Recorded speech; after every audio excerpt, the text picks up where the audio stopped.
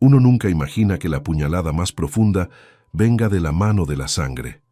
El día que descubrí que mi hijo vendió mi casa y me sentenció al asilo, entendí cuánto valen la dignidad y la justicia. Antes de continuar, suscríbete al canal, activa la campanita porque todos los días tenemos nuevas historias. Deja tu like y cuéntanos en los comentarios desde qué ciudad nos estás viendo. Me llamo Miguel Ángel Serrano Vázquez. Tengo 68 años y hasta el martes 15 de marzo de 2022 creía conocer a mi hijo David. Esa mañana, mientras desayunaba en la cocina de mi casa de 200 metros cuadrados en Valladolid, la misma donde nacieron mis hijos y donde murió mi querida esposa Carmen hace 3 años, escuché el timbre sonar de manera insistente. Abrí la puerta y ahí estaba David, mi hijo de 42 años, acompañado de su esposa Patricia. Llevaba un maletín negro y una expresión que jamás le había visto, una mezcla extraña de nerviosismo y determinación que me hizo sentir un escalofrío inmediato. «Papá, tenemos que hablar», me dijo sin siquiera saludarme. Su voz sonaba diferente, más dura. Patricia permanecía en silencio detrás de él, evitando mi mirada. Los invité a pasar, pero David rechazó el café que siempre tomábamos juntos. Se sentó en el sofá donde su madre solía hacer punto y abrió el maletín. Sacó una carpeta llena de documentos que no reconocí. «Papá, he vendido la casa», anunció como si estuviera hablando del tiempo. Las palabras tardaron unos segundos en procesarse en mi cerebro. «¿Cómo que has vendido la casa?», le pregunté, sintiendo que el suelo se movía bajo mis pies. David extendió los papeles sobre la mesa de centro, esa mesa donde habíamos jugado cartas durante tantos años. 180.000 euros, papá. Un precio justo para una casa tan grande que ya no necesitas. Me acerqué a los documentos con las manos temblorosas. Ahí estaba mi firma, pero yo no recordaba haber firmado nada. «David, yo no autoricé esto. Esta firma, yo no firmé estos papeles», le dije, mi voz comenzando a quebrarse. «Claro que sí, papá. Tienes 70 años y tu memoria ya no es la que era», respondió con una frialdad que me atravesó como un cuchillo. «Los viejos no necesitan lujos. Esta casa es demasiado grande para ti, demasiado cara de mantener. Hice lo que era mejor para todos». Patricia finalmente habló. «Miguel, David tiene razón. A tu edad necesitas cuidados especiales, no vivir solo en una casa tan grande. Hemos encontrado una residencia muy buena, la Residencia San José. Tendrás compañía, actividades, enfermeras las 24 horas. ¿Una residencia? ¿Me están mandando a un asilo?». La incredulidad se transformaba rápidamente en pánico.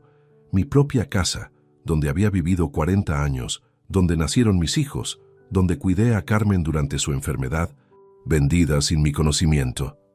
«No es un asilo, papá, es una residencia de lujo, y con el dinero de la venta podremos asegurar que recibas la mejor atención», dijo David, guardando los papeles nuevamente en el maletín.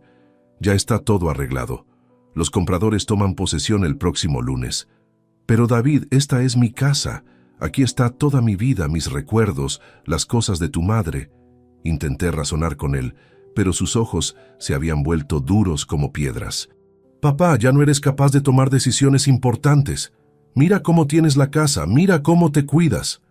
Es hora de que alguien más se haga cargo», sentenció levantándose del sofá. Fue entonces cuando noté algo que me heló la sangre.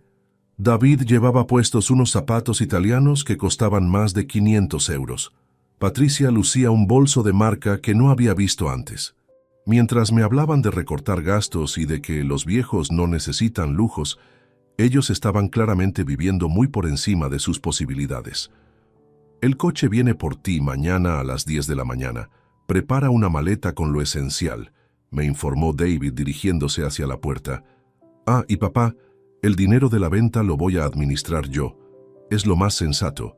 Cuando se fueron, me quedé sentado en mi sillón, el mismo donde Carmen y yo veíamos las noticias cada noche, mirando las paredes que habían sido testigos de toda una vida.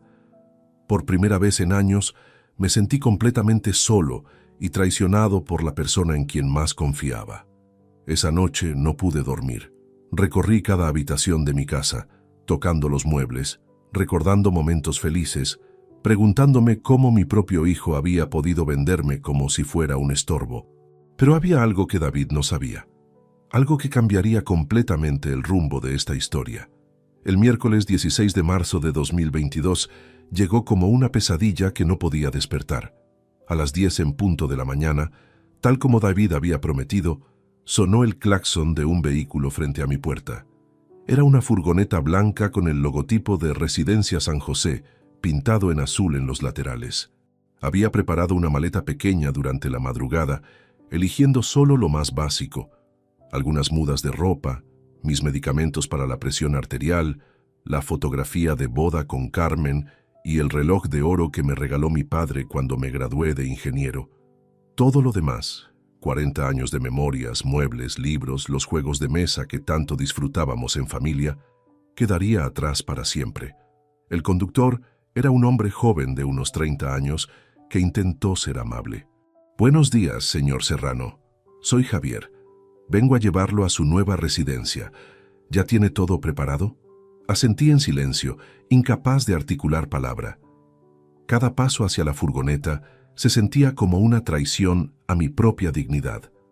Durante el trayecto de 40 minutos hacia las afueras de Valladolid, observé por la ventanilla los lugares familiares que había recorrido durante décadas.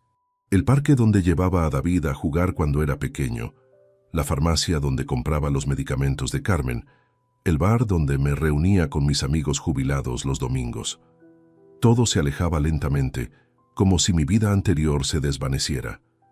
La residencia San José resultó ser un edificio gris de 3 plantas, rodeado por un jardín pequeño y descuidado. Nada que ver con las fotografías promocionales que David me había mostrado por internet. El olor a desinfectante me golpeó en cuanto crucé la entrada principal. «Bienvenido, señor Serrano», me saludó una mujer de mediana edad vestida con bata blanca. «Soy la supervisora Montserrat Vega. Su habitación está en el 2º piso. Compartirá espacio con el señor Rodríguez, un caballero muy tranquilo de 81 años. Compartir habitación. David me había asegurado que tendría mi propia habitación privada, pero ya no tenía fuerzas para protestar. Subimos por un ascensor estrecho que crujía inquietantemente hasta llegar a la habitación 204. Mi compañero de cuarto, Aurelio Rodríguez, estaba sentado junto a la ventana mirando hacia el patio interior. Me saludó con una sonrisa melancólica. Otro hijo agradecido, ¿verdad? Sus palabras me sorprendieron por lo certeras que resultaron. «¿Cómo lo sabe?», le pregunté mientras dejaba mi maleta sobre la cama que me correspondía. 40 años trabajando como profesor me enseñaron a leer a las personas. Esa expresión de traición reciente solo la tienen los padres que han sido abandonados por sus propios hijos, respondió Aurelio con una sabiduría que solo dan los años y la experiencia. Al día siguiente, jueves 17 de marzo, recibí la visita de David y Patricia. Llegaron durante la hora del almuerzo, cuando el comedor se encontraba lleno de ancianos comiendo en silencio una sopa aguada y pollo hervido sin condimentos. «¿Ves, papá? Aquí tienes compañía, actividades programadas, todo lo que necesitas», comentó David observando el ambiente con una sonrisa forzada que no engañaba a nadie. Patricia parecía incómoda, pero apoyó a su marido. «Miguel, esto es lo mejor para ti. Nosotros no teníamos tiempo para cuidarte como mereces, y aquí hay profesionales especializados».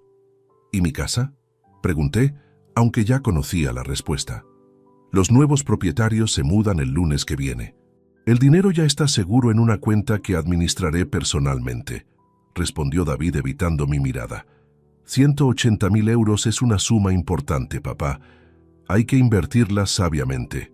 Fue entonces cuando noté que Patricia llevaba puesto un abrigo nuevo de cachemira que debía costar al menos 800 euros. Sus uñas estaban perfectamente arregladas con manicura francesa, algo que nunca se había permitido antes por considerarlo un gasto innecesario. «David, quiero ver los documentos de la venta. Quiero entender cómo pude firmar algo sin recordarlo», insistí. «Papá, ya hablamos de esto. Tu memoria no es la que era. Los documentos están archivados con el notario. No te preocupes por esas cosas. Concéntrate en adaptarte a tu nueva vida aquí», zanjó el tema con una autoridad que jamás le había conocido. Durante la visita de 1 hora, David mencionó casualmente que habían decidido remodelar completamente el apartamento de 120 metros cuadrados que yo les había prestado años atrás cuando se casaron. Vamos a cambiar los pisos, renovar la cocina, tal vez ampliar el baño principal. Con parte del dinero de la venta podremos hacer las mejoras que siempre habíamos soñado, comentó Patricia con evidente emoción. Esa revelación me dejó sin aliento. No solo habían vendido mi hogar sin mi consentimiento, sino que planeaban usar mi dinero para mejorar la vivienda donde ellos residían. El apartamento que generosamente les había cedido cuando comenzaron su matrimonio, pensando que era temporal hasta que se establecieran por su cuenta. Cuando se marcharon, me quedé sentado en la sala común de la residencia, rodeado de ancianos que veían la televisión con el volumen muy alto. Algunos dormitaban en sus sillas de ruedas, otros jugaban cartas con movimientos lentos y temblorosos. ¿Era este realmente mi destino? Esa noche, mientras Aurelio roncaba suavemente en la cama contigua, comencé a reconstruir mentalmente todo lo ocurrido. Había detalles que no encajaban, inconsistencias que David había pasado por alto en su prisa por deshacerse de mí, pero sobre todo, había algo que él desconocía completamente, algo que cambiaría toda la ecuación. Sin embargo, primero necesitaba confirmar mis sospechas y encontrar a alguien que pudiera ayudarme a recuperar no solo mi dignidad, sino también la justicia que merecía. El viernes 18 de marzo de 2022 amaneció nublado, pero para mí representó el primer rayo de esperanza desde que llegué a la residencia San José. Mientras desayunaba mi café aguado habitual, observé cómo otros residentes mantenían sus rutinas silenciosas, algunos resignados a su destino, otros luchando internamente contra la melancolía que este lugar inspiraba. Durante el almuerzo, conversé con Aurelio Rodríguez, mi compañero de habitación, quien me contó sobre otros casos similares que había presenciado durante sus 2 años en la residencia. Miguel, he visto a demasiados padres traicionados por sus propios hijos. Algunos se rinden, otros luchan. La diferencia está en encontrar a las personas correctas que te ayuden, me aconsejó con la sabiduría de sus 81 años. Fue entonces cuando apareció una figura que cambiaría completamente mi perspectiva. El director Francisco Álvarez Mendoza. Era un hombre de 60 años, cabello plateado perfectamente peinado, ojos azules penetrantes y una presencia que imponía respeto natural. Se acercó a mi mesa durante el almuerzo con paso firme y expresión seria. «Señor Serrano, soy Francisco Álvarez, director de esta institución. He escuchado sobre su situación y quiero que sepa que lo ocurrido no es aceptable», me dijo sentándose frente a mí. En mis 20 años dirigiendo centros geriátricos, he visto demasiados casos de abuso familiar. El suyo presenta características que me resultan especialmente indignantes. Francisco continuó explicándome que había documentado múltiples casos donde familiares vendían propiedades de ancianos sin autorización, utilizando documentos falsificados o aprovechándose de momentos de vulnerabilidad. No todos luchan, Miguel, pero usted tiene algo diferente en los ojos. Veo determinación, no resignación. Me habló sobre un abogado especializado en este tipo de casos, Roberto Jiménez Castro, reconocido en Valladolid por defender a víctimas de abuso patrimonial. Roberto ha ganado casos similares al suyo. Si alguien puede ayudarlo a recuperar su dignidad y sus derechos, es él, me aseguró mientras me entregaba una tarjeta profesional. Esa misma tarde llamé al despacho desde el teléfono público de la residencia. La secretaria me programó una cita para el lunes siguiente. Durante el fin de semana, revisar mentalmente cada detalle de lo ocurrido se convirtió en mi obsesión. Había inconsistencias en la historia de David que antes no había notado por el shock emocional. El lunes 21 de marzo, Francisco personalmente me llevó al despacho de Roberto Jiménez Castro, ubicado en una calle tranquila del centro histórico de Valladolid. El edificio era clásico, de fachada de piedra, con ventanales grandes que dejaban entrar abundante luz natural. Roberto resultó ser un hombre de 55 años, estatura media, cabello castaño con canas en las sienes, gafas de montura dorada y una sonrisa cálida que transmitía confianza inmediata. Su despacho estaba decorado con estanterías llenas de códigos legales, diplomas universitarios y fotografías de casos exitosos. «Miguel, siéntese cómodamente. Vamos a revisar todo desde el principio», me dijo señalando un sillón de cuero frente a su escritorio. Durante las siguientes 2 horas, analizar cada documento que había traído conmigo se convirtió en un ejercicio revelador. «Esta procuración es claramente falsificada», afirmó Roberto, examinando los papeles con una lupa especializada. «Las firmas no coinciden con sus documentos oficiales, las fechas presentan inconsistencias y el notario que supuestamente autentificó el documento no tiene registro de esta operación en sus archivos». Mientras Roberto explicaba los aspectos legales, yo comencé a recordar detalles que había pasado por alto. El apartamento de 120 metros cuadrados donde vivían David y Patricia desde su matrimonio nunca había sido transferido legalmente a sus nombres. Yo conservaba todas las escrituras originales, los recibos de gastos de comunidad y los comprobantes de impuestos municipales pagados durante 8 años. «Roberto, hay algo más importante que David desconoce», le confesé sintiéndome más seguro. «Tengo una cuenta de ahorros en el Banco Santander con 85.000 euros que mi esposa y yo fuimos acumulando durante años. David jamás tuvo acceso a esa información bancaria». Los ojos de Roberto se iluminaron. «Miguel, eso cambia completamente la situación. No solo tenemos elementos para anular la venta fraudulenta de su casa, sino también recursos económicos para financiar una defensa legal sólida y recuperar completamente su independencia». Salí de aquella cita sintiéndome transformado. Ya no era el anciano vulnerable que había sido llevado a la residencia contra su voluntad. Era un hombre con derechos, con recursos y, sobre todo, con aliados dispuestos a luchar por la justicia. Esa noche, en la habitación 204 de la residencia San José, mientras Aurelio dormía plácidamente, planifiqué mentalmente cada paso de mi contraataque. David había subestimado gravemente a su padre, y pronto descubriría que los años no habían disminuido mi inteligencia ni mi capacidad de defenderme. La guerra silenciosa que mi propio hijo me había declarado estaba a punto de tomar un rumbo completamente inesperado para él. El martes 22 de marzo de 2022 marcó el inicio de mi transformación de víctima a estratega. Mientras la rutina de la residencia San José continuaba con su ritmo pausado y predecible, mi mente operaba a toda velocidad, organizando cada pieza del rompecabezas que David había creado con su traición. Roberto Jiménez Castro se convirtió en mi aliado más valioso durante aquellas semanas cruciales. Su experiencia en casos similares me tranquilizó, pero sobre todo, su metodología sistemática para recopilar evidencias me dio la confianza que necesitaba para enfrentar esta batalla legal.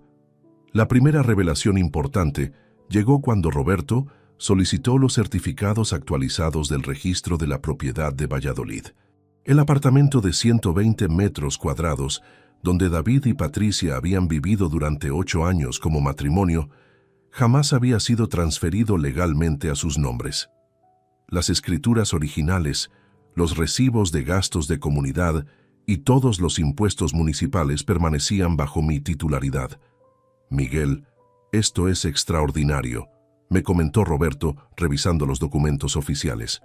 «Su hijo ha estado viviendo en una propiedad que legalmente sigue siendo suya. Esto nos da una ventaja legal tremenda para reclamar la posesión inmediata del inmueble». Paralelamente, iniciamos un análisis exhaustivo de los movimientos bancarios relacionados con la venta fraudulenta de mi casa.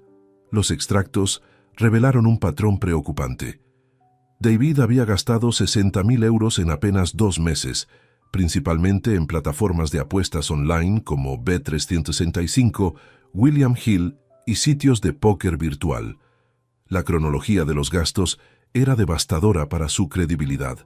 Entre el 20 de enero y el 15 de marzo de 2022, había transferido cantidades que oscilaban entre 500 y 3.000 euros diarios a estas plataformas de juego.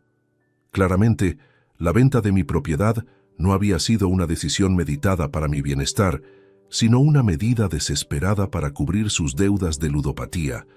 Roberto organizó meticulosamente la recopilación de testimonios que demostraran la falsificación de la procuración.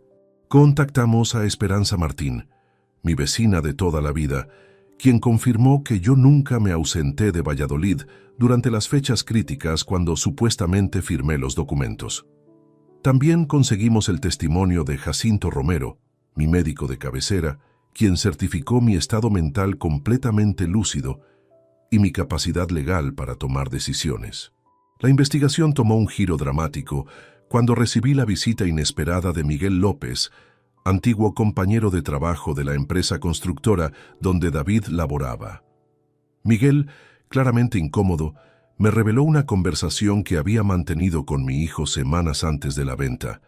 Don Miguel, David me confesó que tenía problemas serios con prestamistas, me habló de amenazas, de intereses que se acumulaban diariamente, estaba desesperado, me explicó Miguel López con expresión grave. Me pidió dinero prestado, pero yo no podía ayudarlo con esas cantidades. Fue entonces cuando mencionó la posibilidad de vender su casa familiar. Esta revelación no solo explicaba la urgencia de David, sino que también confirmaba la premeditación de su engaño. Roberto consideró este testimonio fundamental para reforzar tanto la demanda civil como la querella criminal que estábamos preparando. Con toda esta información documentada, presentamos simultáneamente una demanda de nulidad de la venta por vicio de consentimiento y una querella criminal por falsificación de documentos públicos y apropiación indebida. El proceso judicial no resultó sencillo, especialmente porque David evitaba sistemáticamente las notificaciones oficiales. Sus abogados presentaron recursos dilatorios, solicitaron prórrogas y utilizaron todas las herramientas legales disponibles para retrasar el procedimiento. Sin embargo, la solidez de nuestras pruebas y la profesionalidad de Roberto mantuvieron el caso avanzando firmemente. Durante este periodo, Patricia comenzó a mostrar signos evidentes de arrepentimiento y conflicto interno. En una visita breve a la residencia, me confesó entre lágrimas que desconocía la gravedad de las deudas de David y que nunca había aprobado la venta de mi casa. Miguel, yo creía que David había hablado contigo y que habías aceptado mudarte voluntariamente. Cuando me enteré de la verdad, tuvimos discusiones terribles. Pero ya era demasiado tarde, me explicó con voz quebrada. Dentro de la residencia San José, mi lucha legal se convirtió en una fuente de inspiración para otros residentes que habían vivido situaciones similares. Aurelio, mi compañero de habitación, comentaba frecuentemente: Miguel, lo que estás haciendo no solo es justo para ti, es esperanza para todos nosotros, que creíamos que a nuestra edad ya no podíamos defendernos. El director Francisco Álvarez me alentaba constantemente. Incluso organizó charlas informativas sobre derechos de los adultos mayores, utilizando mi caso como ejemplo de resistencia y dignidad. El momento decisivo llegó cuando conseguimos que el tribunal emitiera una medida cautelar que bloqueó todas las cuentas bancarias relacionadas con la venta fraudulenta. David perdió el acceso inmediato a los 120.000 euros restantes del dinero de la venta, quedando en una situación financiera crítica. Este bloqueo judicial desencadenó una serie de llamadas desesperadas de intermediarios, intentando negociar acuerdos extrajudiciales con condiciones completamente inaceptables. Roberto me aconsejó mantener firmeza absoluta. Miguel, ahora él está contra las cuerdas. No cedamos ni un milímetro. Así, mientras David luchaba contra sus acreedores y la presión judicial, yo me sentía cada día más cerca de recuperar no solo mis bienes, sino también mi dignidad como padre y como ser humano. Esta investigación silenciosa había revelado la magnitud de la traición, pero también había demostrado que la edad no disminuye la capacidad de luchar por la justicia cuando se tienen las herramientas adecuadas y los aliados correctos. Los días posteriores a la emisión de la medida cautelar fueron un torbellino de emociones y procedimientos legales. Aunque sentía cierta tranquilidad al saber que el dinero fraudulento estaba congelado, la realidad era que esta batalla iba mucho más allá de simples cifras o propiedades. Roberto se encargó de coordinar con peritos caligráficos para certificar la falsedad de las firmas en los documentos de la venta. La evidencia técnica fue crucial para reforzar la querella criminal por falsificación de documentos públicos, un delito grave en la legislación española. Recibimos numerosos informes judiciales que detallaban cada paso de la investigación, desde el análisis documental hasta los testimonios de personas que presenciaron eventos clave.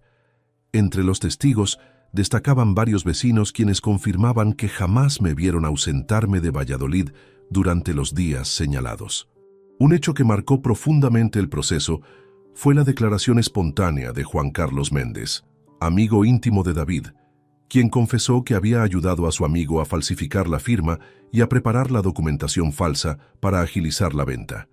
Juan Carlos relató cómo el plan incluyó desde la creación de documentos apócrifos hasta la manipulación de notarios. Esta revelación puso en jaque no solo a David, sino también a toda la red de complicidades que había tejido a su alrededor para llevar adelante esta traición. Paralelamente, Patricia, cada vez más alejada de David y con un fuerte sentido de culpa, se acercó a mí con una carta donde expresaba su arrepentimiento y detallaba la situación financiera real de su esposo, incluyendo las amenazas que recibía de los prestamistas y las constantes discusiones en su hogar.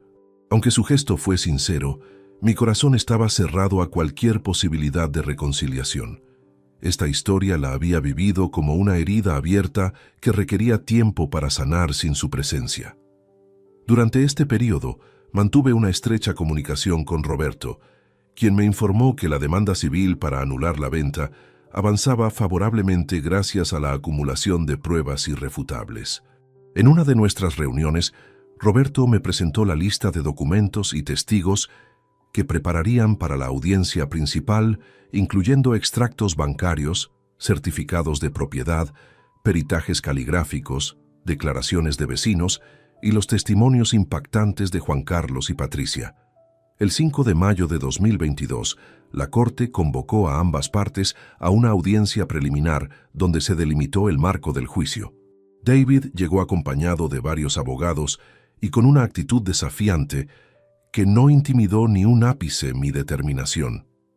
En aquel tribunal, la verdad comenzó a abrirse paso lentamente. Las pruebas revelaron no solo el fraude, sino también la avaricia y el desprecio que habían movido a mi propio hijo a intentar desalojarme de mi hogar familiar. Mientras la justicia seguía su cauce, robustecí mi ánimo participando en actividades organizadas dentro de la residencia.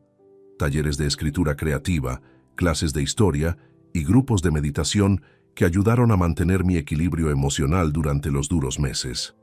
Aurelio, siempre alentador, compartía conmigo lecturas inspiradoras que reforzaban la idea de que nunca es tarde para defenderse y que la dignidad permanece intacta incluso ante las mayores adversidades. Meses después, el tribunal emitió una orden de embargo sobre los bienes de David, incluyendo vehículos, cuentas bancarias y algunos inmuebles registrados a su nombre mediante otros engaños comprobados durante la investigación. Este golpe financiero dejó a David prácticamente sin recursos para enfrentar el juicio, aumentando su desesperación y aislamiento. Los días que siguieron a la orden judicial fueron una mezcla intensa de emociones y diligencias legales que me mantenían en constante actividad. Aunque tener el dinero bloqueado me daba un respiro, sabía que no podía bajar la guardia, porque David y sus cómplices harían cualquier cosa para evadir la justicia. Roberto coordinó la intervención de un perito caligráfico reconocido, cuya experticia ratificó sin dudas la falsificación en las firmas de la supuesta procuración. La precisión y detalle de este informe técnico fortaleció nuestra querella criminal, que apuntaba directamente a proteger mis derechos y sancionar el abuso cometido. Entre los informes que comenzaron a llegar del juzgado, los testimonios de vecinos fueron especialmente impactantes. Vecinos como doña Carmen, que vivía justo enfrente, aseguraron que durante esas fechas de la falsa firma yo permanecía en casa, cumpliendo con mis rutinas diarias y sin ningún indicio de ausencias prolongadas.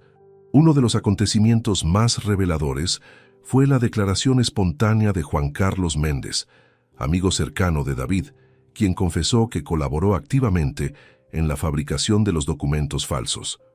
Contó ante el juez cómo habían elaborado desde la supuesta autorización hasta la manipulación de papeles notariales para hacer parecer legal la operación fraudulenta. Esta traición dentro de la misma familia no solo me horrorizó, sino que también demostró la gran red de complicidades que David había tejido para conseguir sus fines. Patricia, aunque cada vez más distanciada de David y con signos evidentes de remordimiento, decidió contactarme personalmente. En esa visita me entregó una carta donde describía la situación real de su esposo, su adicción a las apuestas, las amenazas constantes de los prestamistas y las tensiones en su hogar. Si bien valoré su sinceridad, mi corazón había endurecido las puertas al perdón. Aquella herida estaba demasiado abierta y por ahora no podía imaginar un futuro con ella cerca.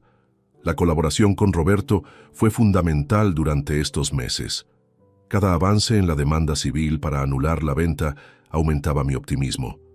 En una reunión, revisamos la preparación para la audiencia principal, un montículo de documentos, testimonios y peritajes que dejarían claro el fraude y las intenciones de David.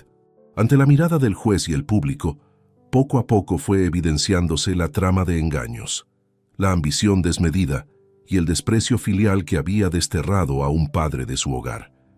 Mientras la justicia realizaba su trabajo, yo me dedicaba también a fortalecer mi mente y espíritu. Participaba activamente en talleres dentro de la residencia, desde escritura creativa hasta clases de historia, pasando por grupos de meditación que me otorgaban paz y concentración necesarias. Aurelio, fiel compañero en la habitación, compartía conmigo lecturas y palabras que resonaban profundo. Nunca es tarde para levantarse y luchar por lo que es justo. La dignidad no se pierde, aunque quieran arrebatarla. Meses después, el tribunal decidió embargar varios bienes de David, incluyendo coches, cuentas bancarias y algunas propiedades registradas fraudulentamente a su nombre. Este golpe fue devastador para él, quien a partir de ese momento quedó sin recursos para continuar la batalla.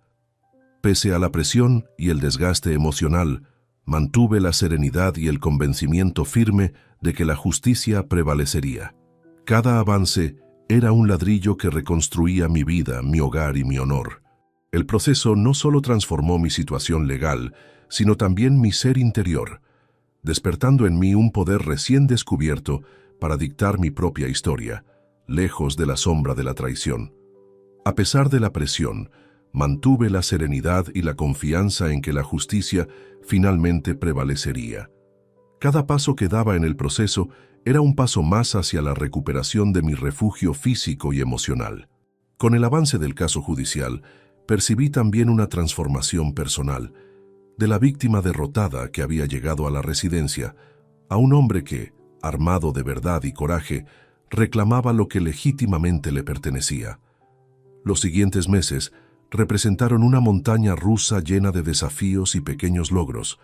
A pesar del desgaste emocional que suponía enfrentarse a quien había sido mi propio hijo, cada paso legal que dábamos me hacía sentir más fuerte y menos víctima.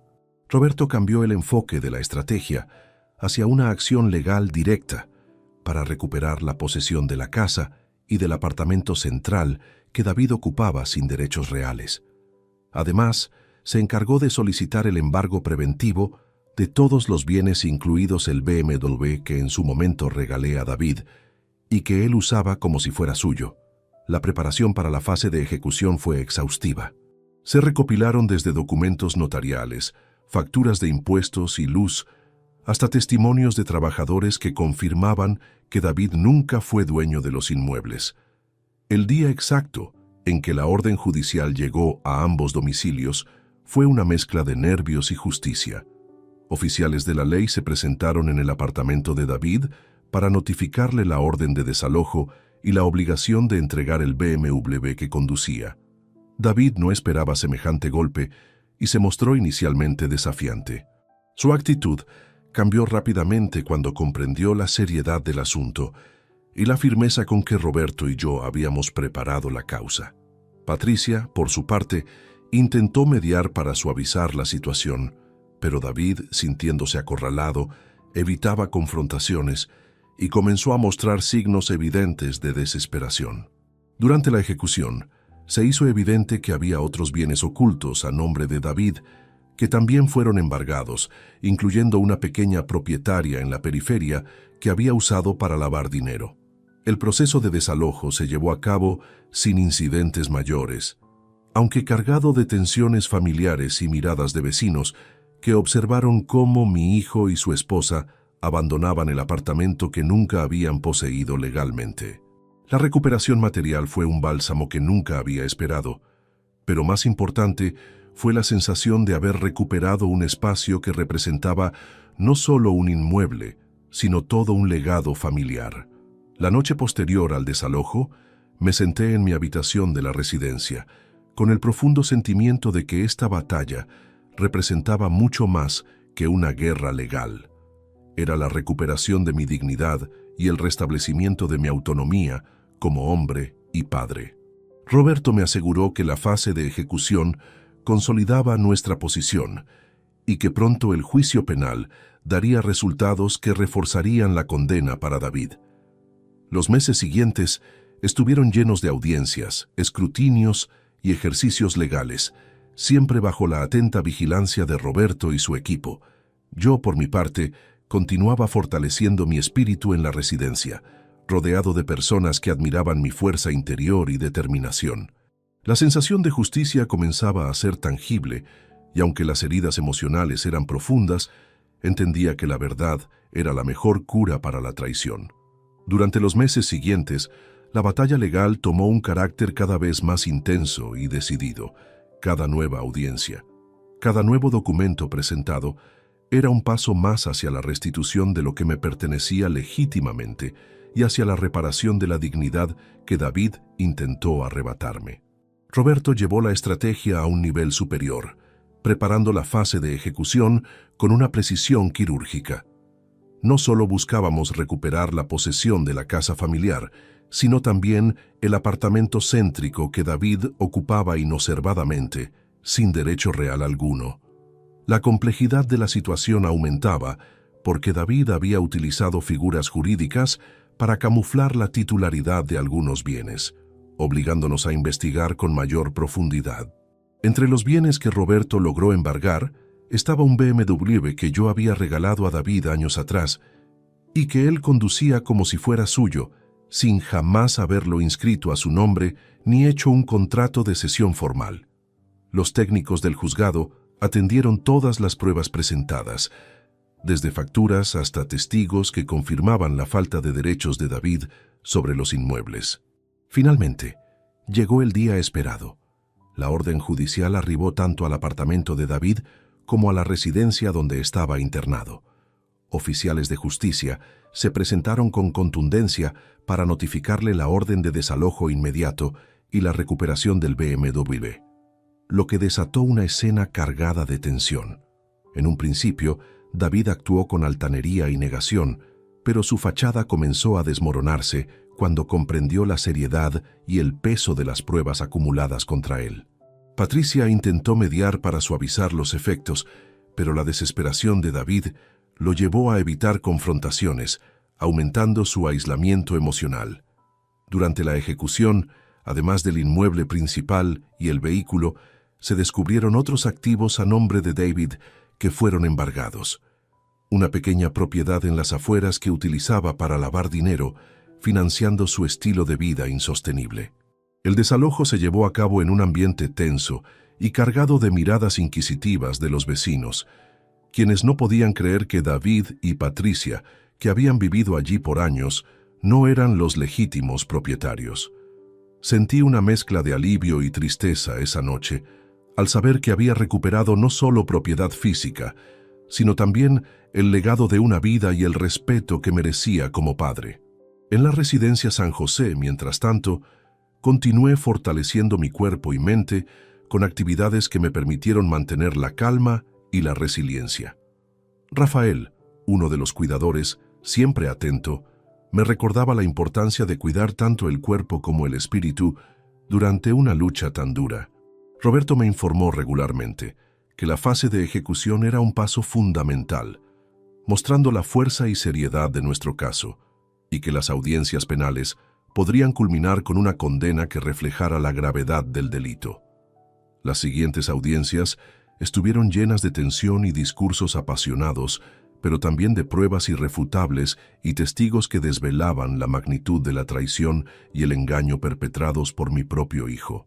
Durante este periodo difícil, recibí mensajes de apoyo de familiares distantes y amigos, quienes me animaban a no rendirme y a mantener la esperanza viva. Mi proceso de reconstrucción interna avanzaba a la par que el proceso legal.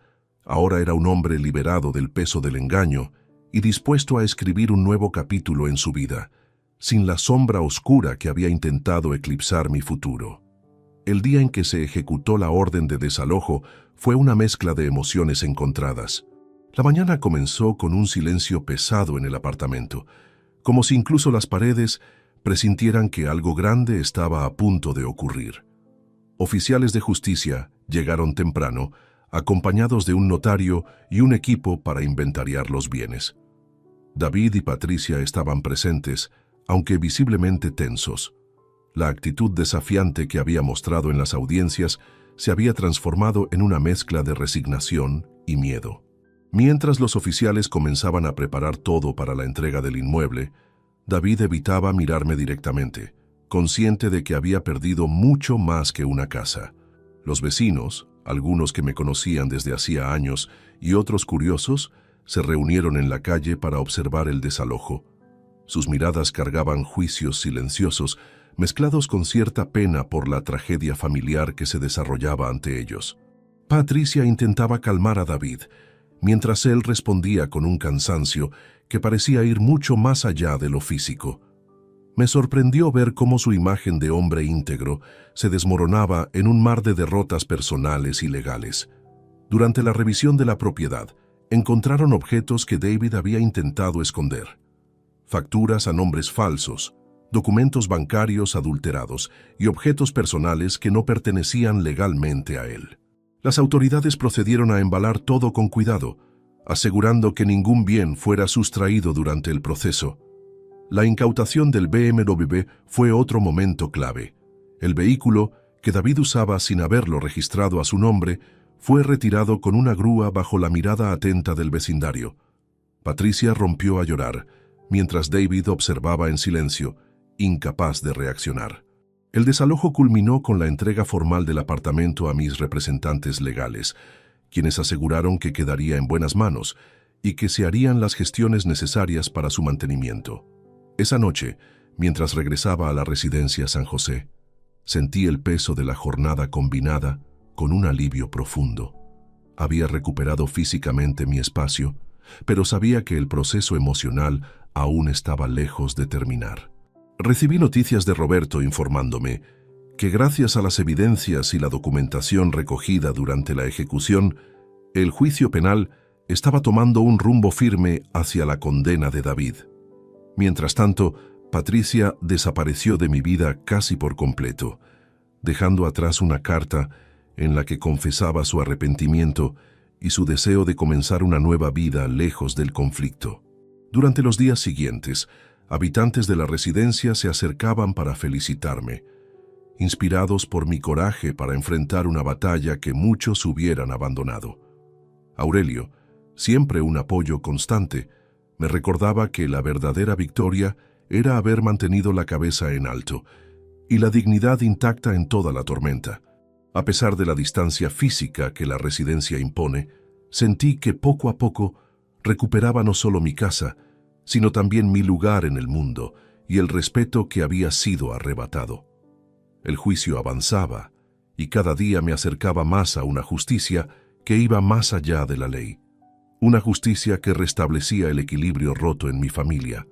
La mañana del desalojo comenzó con un silencio que parecía presagiar lo inevitable. El aire estaba cargado de una mezcla densa de emociones. Por un lado, la justicia que finalmente se hacía presente. Por otro, la tristeza y la pérdida que acababan de asolar una familia marcada por la traición. Los oficiales de justicia llegaron puntuales, acompañados de notarios y técnicos especializados.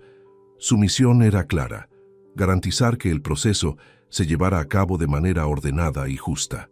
David y Patricia, a pesar de su aparente resignación, mostraban signos evidentes de nerviosismo y desesperación. En el patio trasero, algunos vecinos curiosos se agrupaban, susurrando y lanzando miradas entremezcladas con curiosidad y juicio. Muchos conocían mi historia, otros solo presenciaban el triste final de una disputa familiar que había ganado ribetes públicos. Durante la inspección del inmueble, surgieron documentos y objetos que David había intentado ocultar, pruebas adicionales que confirmaban la profundidad de sus engaños. Entre ellos, facturas falsas y extractos bancarios adulterados que luego fueron confiscados por las autoridades.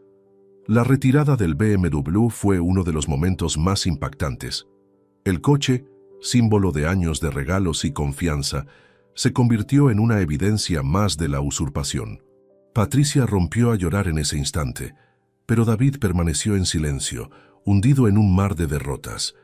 Mientras los oficiales embalaban y aseguraban cada bien para su correcta entrega, yo recuperaba poco a poco la sensación de que, aunque el daño había sido profundo, empezaba a sanar. Esa noche en la residencia San José, mientras me encerraba en mi habitación, comprendí que no solo había recuperado una casa, sino también mi identidad y mi dignidad como hombre y padre. La lucha había sido mucho más que legal. Había sido un camino hacia la restauración personal. Las noticias del proceso judicial continuaban llegando oportunamente. Roberto me mantenía informado de cada avance y de la reacción de David, quien ahora enfrentaba la posibilidad real de una condena penal. Por su parte, Patricia desapareció casi por completo de mi vida, dejando como último gesto una carta llena de arrepentimiento y dolor. Su alejamiento, aunque doloroso, fue quizás el cierre necesario para esa etapa de mi vida. Los días siguientes, mis compañeros en la residencia me mostraban un respeto renovado. Algunos se inspiraban en mi determinación para enfrentar adversidades, otros destacaban la fortaleza que mostraba a pesar de las dificultades. Aurelio, con su sabiduría de años, seguía a mi lado como un apoyo incondicional, recordándome que la verdadera victoria era mantener la cabeza en alto y la pureza de espíritu intacta. Poco a poco, sentí cómo la distancia física impuesta por la residencia se llenaba con un renovado sentido de pertenencia, de hogar y de respeto ganado con sangre, lágrimas y coraje. Todo apuntaba a que el juicio culminaría con un fallo justo, que no solo castigaría a David, sino que también restauraría la armonía en mi hogar y en mi alma. Y así, aunque la batalla había sido larga y difícil, daba inicio a una nueva etapa llena de esperanza y reconstrucción. Las semanas posteriores al desalojo fueron un torbellino de sentimientos encontrados. Mientras recuperaba lentamente la armonía en mi vida, la noticia más esperada era el contacto de David, quien finalmente decidió comunicarse conmigo. Su llamada fue inesperada. Un teléfono fijo de la residencia San José resonó con un timbre que hacía tiempo no escuchaba. Al descolgar, una voz rota y temblorosa emergió del otro lado, la voz de mi propio hijo, suplicando: «Papá, era solo una broma, una muy mala broma. Por favor, perdóname. Nunca quise hacerte daño de verdad», susurró entre sollozos. La sinceridad en su voz se mezclaba con un arrepentimiento que parecía profundo, pero yo sabía que las palabras no podían reparar daños tan grandes. Respondí con calma, pero con la firmeza que estos años de lucha me habían otorgado: «David, tus acciones han tenido consecuencias reales y duras. He vendido el apartamento y el coche que te regalé para pagar los abogados y asegurarme de que esto no vuelva a repetirse. No hay vuelta atrás». Durante la llamada, David intentó justificar sus actos, hablando de sus problemas económicos, de la presión de las deudas y de la desesperación que lo llevó a actuar sin pensar. Sin embargo, yo había aprendido a diferenciar entre excusas y responsabilidades. Tras colgar, sentí una mezcla de tristeza y alivio. Tristeza, porque aquel hombre que llamaba mi hijo había destruido la confianza que alguna vez existió. Alivio, porque por primera vez parecía enfrentar la realidad de sus actos. En ese mismo periodo, Patricia desapareció definitivamente de mi vida. Su ausencia fue como un capítulo cerrado, un final necesario para que pudiera continuar mi camino sin pesos innecesarios. Mientras tanto, las repercusiones legales contra David avanzaban. Los juicios penales por falsificación y abuso de confianza lo mantenían bajo presión constante. Su vida comenzó a desmoronarse tan rápido como su fachada de control. En la residencia, mi vida seguía con su ritmo habitual, pero con una diferencia fundamental. Habiendo enfrentado la traición, me sentía más libre y dueño de mí mismo. Aurelio, con su sabiduría de años, me recordaba que el perdón no siempre es necesario para sanar, y que a veces la mayor victoria es marcar un límite claro y seguir adelante. Mientras escribía en mi diario las reflexiones de estos días, entendí que el acto más poderoso que podía hacer por mí mismo era cortar para siempre lazos tóxicos que solo me causaban dolor. Así, con la decisión tomada, me preparé para enfrentar lo que viniera, sabiendo que aunque la herida no desaparecería por completo, mi dignidad y autonomía eran ahora invulnerables. El renacer que sentía no dependía de la aprobación de nadie más. Nacía de la fuerza interior que solo la verdad y la justicia pueden conceder.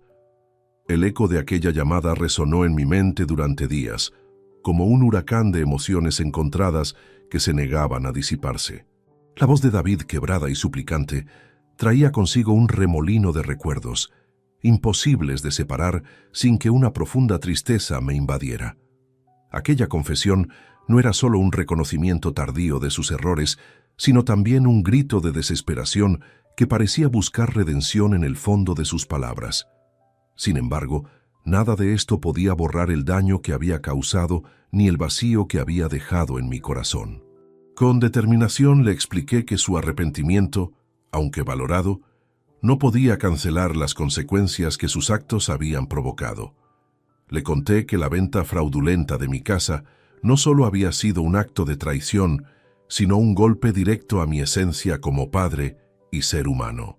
Le detallé que para protegerme y evitar futuras traiciones, me vi obligado a vender el apartamento del centro y el BMW que le había cedido, utilizando esos recursos para costear mi defensa legal y garantizar mi independencia. Le dejé claro que su comportamiento había cerrado puertas que ya no pretendía abrir. David trataba de justificar su conducta con excusas vinculadas al agobio económico, las apuestas y las deudas, pero luego de tantos años de comprender la gravedad de la situación, yo sabía que la responsabilidad última recaía en sus hombros. Mientras la llamada terminaba, percibí en su voz un dejo de la persona que yo había amado, perdida en la oscuridad de sus problemas y decisiones erradas. No pude evitar sentir una mezcla de lástima y resolución firme, consciente de que el perdón tendría que esperar. Ese mismo periodo marcó la partida definitiva de Patricia. Su desaparición fue silenciosa, pero definitiva, simbolizando el cierre de un capítulo doloroso que debía quedar atrás para poder mirar hacia adelante. La justicia continuaba su curso implacable. David enfrentaba procesos penales que lo tenían sometido a una presión constante. Su vida, que alguna vez pareció inquebrantable, ahora se desmoronaba poco a poco, evidenciando las consecuencias de sus actos. Mientras tanto, dentro de la residencia San José, mi rutina diaria me ofrecía un refugio para reconstruir mi espíritu. Actividades como la pintura, la escritura y las clases de historia se convirtieron en herramientas esenciales para mantener el equilibrio emocional frente a la tormenta que había vivido. Aurelio, siempre cerca, compartía conmigo sus pensamientos, recordándome la importancia de marcar límites claros y respetar mi bienestar por encima de todo. Sus palabras fueron el bálsamo que templó mis heridas y fortalecieron mi decisión de caminar hacia adelante sin mirar atrás. Con cada página que escribía en mi diario personal, vertía mis reflexiones, mis miedos y mis esperanzas. Entendí que el mayor acto de amor propio era establecer las reglas de mi vida y proteger mi dignidad, sin importar las sombras del pasado. Aquella decisión de cortar para siempre vínculos tóxicos fue dolorosa, pero liberadora. Me permitió reencontrarme con mi esencia y comprender que la autonomía y el respeto propio no dependen de la aprobación ni la cercanía de otros. El renacer que experimentaba era silencioso, pero poderoso. Se alimentaba de la verdad que había descubierto, de la justicia que había reclamado y de la fortaleza que había recuperado gracias a mi perseverancia. Consciente de que la herida dejaría cicatrices, me preparé para enfrentar el futuro con la certeza de que mi vida ahora estaría guiada por el respeto a mí mismo y la integridad que siempre merecí. Esta etapa no solo representaba el cierre de un capítulo, sino también el inicio de una vida nueva, libre de engaños, fortalecida por la justicia y la dignidad recuperadas. Aquel día en que recibí su llamada marcó no solo un antes y un después en nuestra relación, sino también en mi percepción sobre el poder del arrepentimiento y la responsabilidad.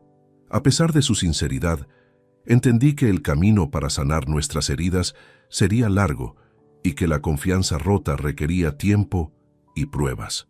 Las consecuencias legales iban mucho más allá de las disputas materiales. Habían tocado el núcleo mismo de una familia fracturada por la ambición y el egoísmo. La veracidad de su penitencia quedaría a prueba con el tiempo y sus acciones futuras. Durante esos meses, me mantuve firme en mi propósito de protegerme y avanzar, construyendo una nueva etapa basada en la independencia y el respeto hacia mí mismo. La residencia San José, en este sentido, se convirtió en un refugio donde pude encontrar paz y compañía en medio del huracán. Mi relación con Aurelio creció en confianza y camaradería, siendo él una fuente constante de sabiduría y consuelo, mientras los apoyos externos comenzaron a llegar de familiares y amigos que reconocían la injusticia sufrida. Me percaté de que la verdadera libertad no residía en un lugar físico, sino en el estado mental de quien elige dejar atrás las cargas y renacer con dignidad. Este capítulo de mi vida, aunque doloroso, me permitió descubrir una fortaleza interior que no sabía que poseía, y la certeza de que, a pesar de todo, todavía podía dictar el rumbo de mi destino. Con el transcurso de los meses siguientes, la historia de la traición y la justicia reverberó más allá de los muros de la residencia San José. Los medios locales comenzaron a interesarse por el caso, considerándolo un ejemplo emblemático de los abusos que pueden sufrir los ancianos en el seno familiar. Mi historia apareció en periódicos digitales y programas de radio, aumentando la presión sobre David y mostrando al público la gravedad de su conducta. El señalamiento público afectó profundamente a David, quien pasó de ser un hombre con una imagen respetable a un personaje cuestionado y repudiado. En el trabajo perdió la confianza de sus superiores y colegas, y muchas puertas se cerraron tras de sí. Patricia, en un intento desesperado por salvar lo poco que quedaba, decidió abandonarlo definitivamente, separándose en silencio y sin noticias posteriores. Mientras tanto, yo avanzaba en mi vida con la satisfacción de haber recuperado el control. La casa había vuelto a ser mía, el apartamento y el BMW ya no estaban en manos indebidas, y la seguridad jurídica comenzaba a consolidarse a mi favor. A nivel personal, comprendí que la ganancia más valiosa en esta batalla no residía en los bienes materiales, sino en la reafirmación de mi autonomía y dignidad. Reforcé vínculos con amigos y nuevos compañeros dentro de la residencia, forjando una red de apoyo que me ayudaba a superar la soledad y la tristeza. Mis días se llenaron de proyectos pequeños y grandes, desde organizar reuniones culturales hasta participar en talleres de escritura y pintura, que me permitían expresar y canalizar emociones atrapadas durante años. Además, mantenía regulares comunicaciones con Roberto, siempre alerta a los movimientos legales y preparando la siguiente fase del proceso. En la justicia, las sanciones contra David comenzaron a manifestarse de manera más concreta. Condenado a 2 años en régimen semiabierto por falsificación de documentos y fraude, su vida tomó un giro irreparable. La sentencia fue justa, reflejando la gravedad de sus acciones y enviando un mensaje claro sobre el respeto y la protección que merecen las personas mayores.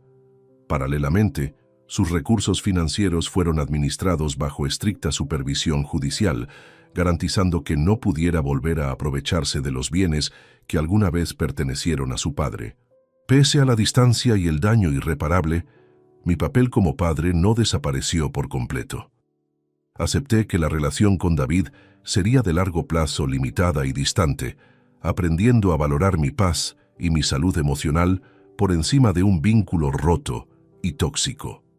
Este periodo de reconstrucción personal me permitió redescubrirme y valorarme con mayor profundidad, comprendiendo que, aunque la familia puede fracturarse, cada uno tiene la capacidad de definirse a sí mismo y construir una vida plena. Gracias a la fortaleza recuperada y al apoyo constante de Roberto, los siguientes capítulos de esta historia se escribían con esperanza, justicia y la certeza de un futuro más digno. A lo largo de estos meses, el eco de mi historia tocó no solo corazones en Valladolid, sino también en comunidades cercanas, donde otros ancianos alzaban la voz para denunciar abusos similares. Mi caso se convirtió en un símbolo de resistencia y justicia para quienes habían sido silenciados. La presión mediática y social tuvo un efecto inmediato sobre David, quien comenzó a experimentar la caída de su prestigio profesional. En su trabajo, las miradas desconfiadas y la falta de oportunidades recogieron el pago a sus actos. La reputación que tardó años en construir se desplomó en cuestión de semanas. Patricia, enfrentada al agotamiento de su matrimonio y al rechazo público, tomó la difícil decisión de distanciarse para preservar su integridad. Su partida silenciosa fue un alivio para mi alma, aunque también dejó un vacío que el tiempo se encargaría de llenar.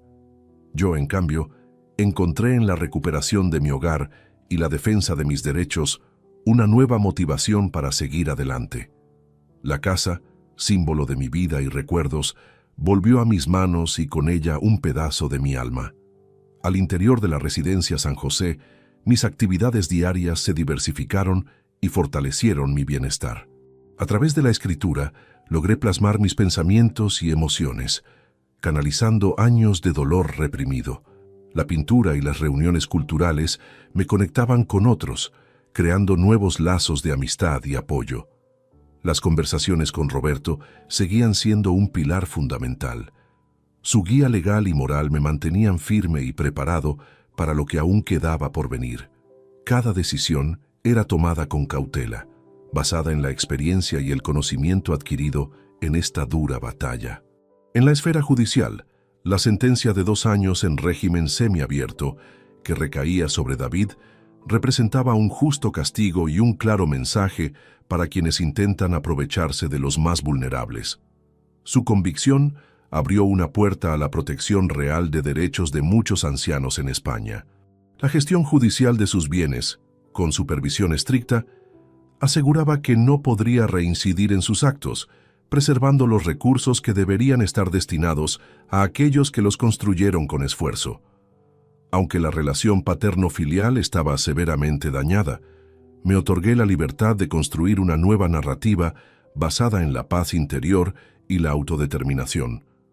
Aprendí que aceptar la distancia emocional y física era parte de respetar mis propios límites y sanar. Este proceso me enseñó que, a pesar de las fracturas familiares, es posible encontrar plenitud y significado al fortalecer el amor propio y la autonomía. Mi historia, lejos de ser solo un relato de dolor, se convirtió en un ejemplo de resiliencia y esperanza para otros. Con la fortaleza renovada y sostenido por el apoyo incondicional de Roberto, emprendí el camino hacia un futuro donde la justicia y la dignidad fueran los cimientos de mi nueva vida. El camino hacia la reconstrucción no fue lineal. Hubo días de melancolía y reflexión profunda, cuando las heridas abiertas recordaban la traición y el abandono. Sin embargo, cada amanecer representaba una nueva oportunidad para reafirmar mi voluntad de vivir con dignidad. Las nuevas amistades que forjé en la residencia se convirtieron en un soporte vital. Compartir historias, experiencias y proyectos culturales creó un sentido renovado de comunidad y propósito. Los talleres de escritura y pintura no solo ofrecieron una vía de escape emocional, sino también una forma de dejar un legado personal, una narrativa que ahora escribía con firmeza y esperanza. En las conversaciones con Roberto, además de los aspectos legales, surgieron debates más profundos sobre justicia, perdón y la importancia de proteger a los vulnerables en la sociedad. A pesar de las sombras del pasado, sentí que cada paso hacia adelante era un acto de resiliencia y amor propio que me fortalecía tanto física como espiritualmente. La experiencia transformó no solo la dinámica familiar rota, sino también mi manera de ver la vida y las relaciones, enseñándome que la verdadera fuerza reside en reconocer límites y cultivar el respeto mutuo. Mi viaje continúa, con la certeza de que la dignidad no tiene fecha de vencimiento y que cada persona merece ser valorada y protegida, sin importar la etapa de la vida en la que se encuentre. La salida definitiva de la residencia San José fue para mí un acto de renacimiento. El apartamento que había recuperado con tanto esfuerzo se había convertido no solo en un conjunto de paredes y techos, sino en el símbolo más tangible de mi victoria personal y legal. Con la ayuda de Roberto, y tras años de litigio, logré no solo recuperar mi hogar, sino también realizar las modificaciones necesarias para adaptarlo a mi edad y necesidades de salud. Rampas, pasamanos y un sistema de alarma personal que me brindaban seguridad y autonomía. El regreso a la vida independiente fue un shock agradable después del encierro impuesto por la residencia. Cada rincón de la casa evocaba recuerdos, no solo de Carmen y de mi familia, sino también de mi propia resiliencia y fortaleza adquirida durante la lucha. David, condenado a 2 años en régimen semiabierto, enfrentaba su propia realidad tras las rejas. La sentencia no solo lo apartaba físicamente, sino que ponía un freno a sus intentos de continuar dañando aquello que un día fue el núcleo familiar. Comprendí que aunque el vínculo sanguíneo con mi hijo no podía romperse legalmente, la distancia emocional y física sería la forma en que protegería mi bienestar y paz interior. La relación quedaba reducida a interacciones mínimas y mediadas por abogados.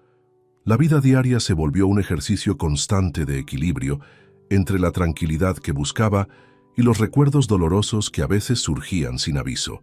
Sin embargo, cada paso firme que daba hacia adelante fortalecía la nueva versión de mí mismo. En mi testamento decidí ser claro y justo. Los bienes que había recuperado serían destinados en su mayoría a organizaciones benéficas que apoyan a personas mayores en situación de vulnerabilidad. Mi intención era dejar un legado de amor y justicia, no de resentimientos. Roberto expresó su admiración por mi perseverancia y valentía, recordándome que pocas personas tienen la fuerza para transformar una historia de traición en una lección de vida y dignidad. Mis amigos en la residencia siguen siendo una red importante de apoyo, y aunque la distancia física se mantenga, la sensación de comunidad y pertenencia nunca desapareció. Esta nueva etapa de mi vida, libre de cargas tóxicas y reforzada por la experiencia, me permitió volver a creer en la posibilidad de un futuro tranquilo y digno, donde mi historia fuera un testimonio de resistencia y esperanza para quienes enfrentan situaciones similares. Salir definitivamente de la residencia San José fue mucho más que cambiar de lugar. Fue el inicio de mi renacer personal. El apartamento que recuperé con tanto sacrificio se convirtió en un espacio sagrado donde cada detalle estaba pensado para ofrecer comodidad y seguridad. Roberto me ayudó a coordinar la remodelación, instalando rampas accesibles, pasamanos firmes, un sistema de alarma que me alertaba al menor inconveniente y modificaciones en la cocina y baño que facilitaban mis movimientos diarios. Cada rincón guardaba recuerdos imborrables. Las fotografías de Carmen presidiendo la sala, el reloj que heredé de mi padre y los muebles que habían sido testigos de tantas reuniones familiares entrelazaban pasado y presente, recordándome la capacidad de resiliencia que había desarrollado durante esta batalla. El día que supe de la condena de David, sentí una mezcla de justicia y tristeza. 2 años en régimen semiabierto no podían borrar sus errores, pero marcaban un límite claro entre el daño causado y la posibilidad de redención futura. Su alejamiento físico me garantizaba la paz que necesitaba para sanar y seguir adelante. Entendí que mi rol como padre debía ser redefinido. La relación con David quedaba restringida a mínimos encuentros supervisados y encuentros legales que poco tenían que ver con la afectividad que alguna vez compartimos. Decidí priorizar mi bienestar y centrarme en la paz interior que tanto anhelaba. Este proceso me enfrentó a episodios emocionales complejos. Por momentos, el recuerdo de la traición heredaba un peso que se resistía a soltar, pero con ayuda de terapia, apoyo de amigos y las actividades que realizaba, aprendí a transformar esos recuerdos en palabras de fuerza y esperanza.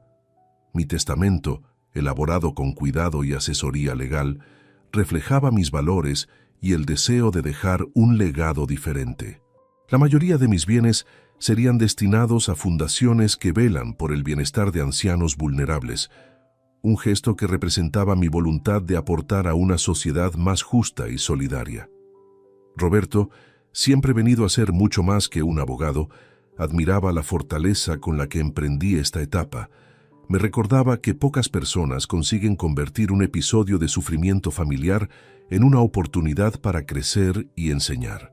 El tiempo en la residencia no fue olvidado. Allí construí vínculos que mantenían mi espíritu vivo y activo. Aunque el apartamento era mi hogar físico, la comunidad de amigos y familiares que me apoyaron formaban la verdadera esencia de mi bienestar. Este capítulo trasciende la mera recuperación legal. Es la historia de un hombre que, rodeado de sombras y traición, supo encontrar la luz en su interior para reclamar su dignidad y caminar hacia un futuro de serenidad y autorreconocimiento. Hoy, cada amanecer es una oportunidad para agradecer, para vivir con plenitud y para inspirar a otros que enfrentan luchas similares a no perder jamás la esperanza. Vivir esta nueva etapa me permitió descubrir que aunque el paso del tiempo puede traer consigo traiciones que parecen insalvables, también brinda la oportunidad de reinventarse y reconstruir un camino lleno de significado y amor propio. Cada día en mi nuevo hogar era una celebración de la libertad recuperada, un recordatorio constante de que las heridas, aunque profundas, pueden marcar el inicio de una transformación positiva. Los detalles cotidianos, como abrir una ventana para dejar entrar la luz del sol o preparar una taza de té con calma, adquirieron un valor especial que antes daba por sentado. Las visitas de amigos y familiares que permanecieron a mi lado durante la tormenta eran fuente constante de alegría y fortaleza. Compartíamos risas, anécdotas y planes, afianzando esos lazos que la adversidad no pudo quebrar.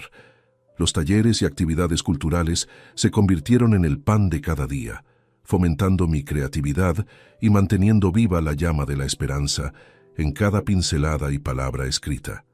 Cada noche, al final del día, reflexionaba sobre el camino recorrido, reconociendo el esfuerzo y determinación que habían sido mis verdaderos aliados. La justicia había cerrado un capítulo, pero la vida, como un libro infinito, continuaba desplegando páginas llenas de posibilidades. Esta nueva etapa no solo representó una recuperación material, sino una afirmación profunda de mi valor como persona, dejando atrás el peso de la traición y abrazando una existencia llena de dignidad y propósito. Pasaron casi 3 años desde que todo comenzó, y hoy vivo tranquilo en mi apartamento. Un lugar que es más que ladrillos y cemento. Es el símbolo de mi resistencia y renacimiento. Los años no han borrado el dolor ni la traición, pero sí han fortalecido mi espíritu y mi capacidad para encontrar paz. David, mi hijo, cumple actualmente su condena en régimen semiabierto. Sus días están marcados por la reflexión y la dificultad de reconstruir una vida que él mismo desmoronó. Su caída ha sido dura y pública, y aunque siento tristeza, sé que es consecuencia de las decisiones que tomó.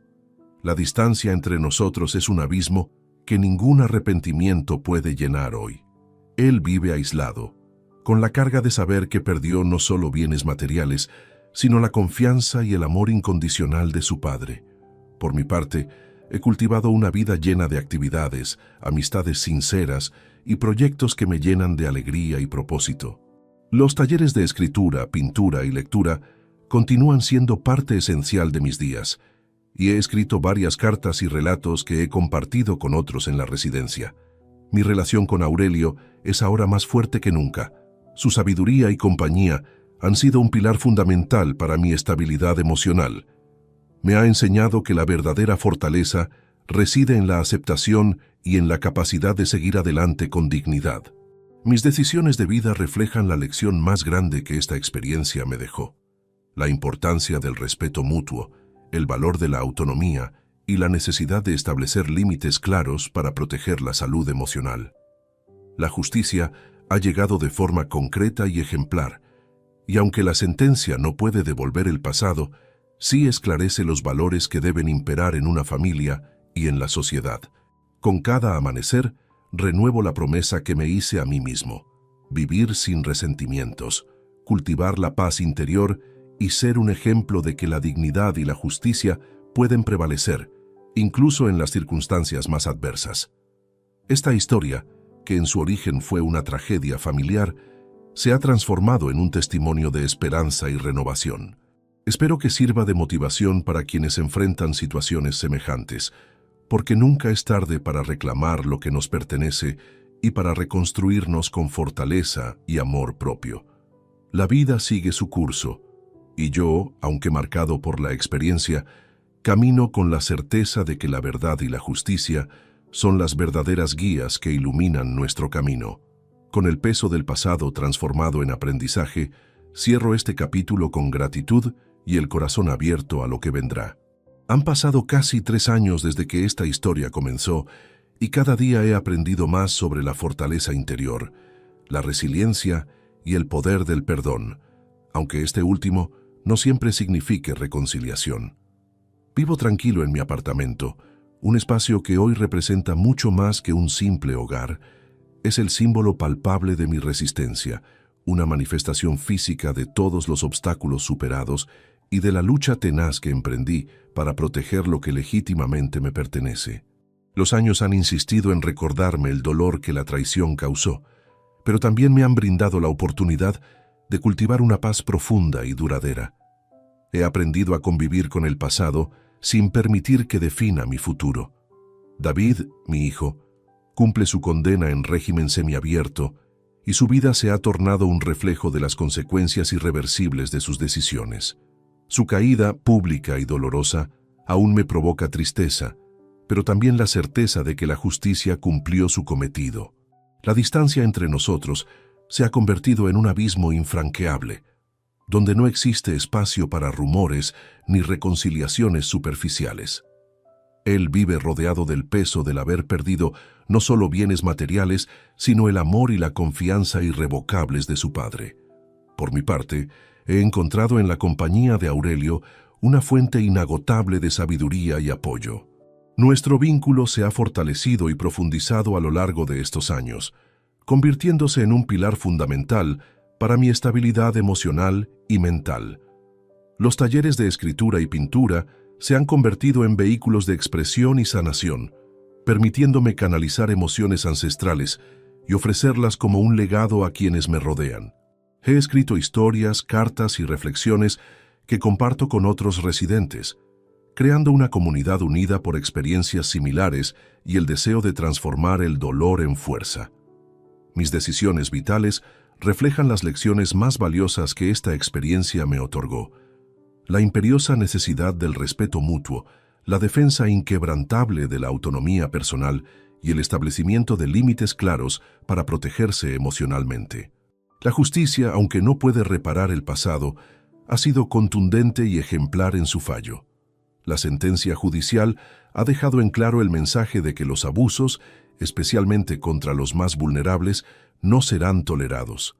Cada amanecer representa una oportunidad renovada para vivir con gratitud, cultivar la paz interior y demostrar que la dignidad humana puede prevalecer sobre cualquier adversidad.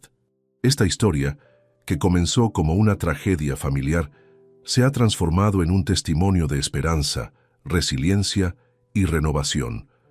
Mi deseo es que inspire a quienes padecen situaciones parecidas a no perder nunca la fe y la determinación para cambiar su destino.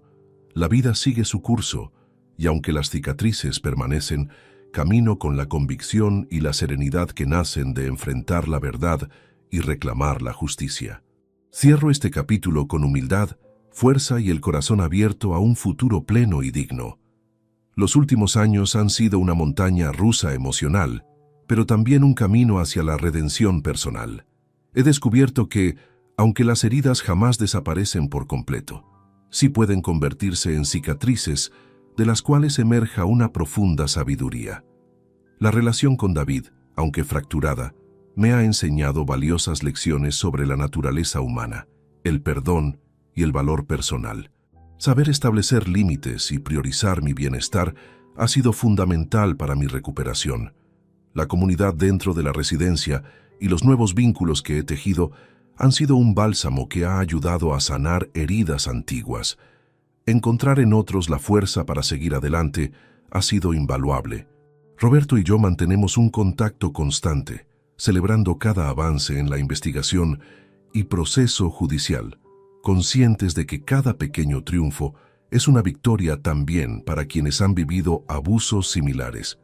Mi historia ahora es utilizada como ejemplo en conferencias y talleres para la protección de ancianos, contribuyendo a crear conciencia social y fomentar políticas de apoyo y prevención. El pasado que creí perdido se ha convertido en un legado de fortaleza y esperanza, un testimonio vivo de que la injusticia puede ser enfrentada y superada con valentía y determinación. A cada paso, sigo construyendo una vida plena, donde las sombras del ayer no opacan la luz del presente y futuro, y donde la dignidad es el faro que me guía hacia días mejores. Si te gustó esta historia, dale like al video, suscríbete al canal y comparte tus impresiones en los comentarios. Para escuchar la próxima historia, haz clic en la caja de la izquierda. Gracias por vernos.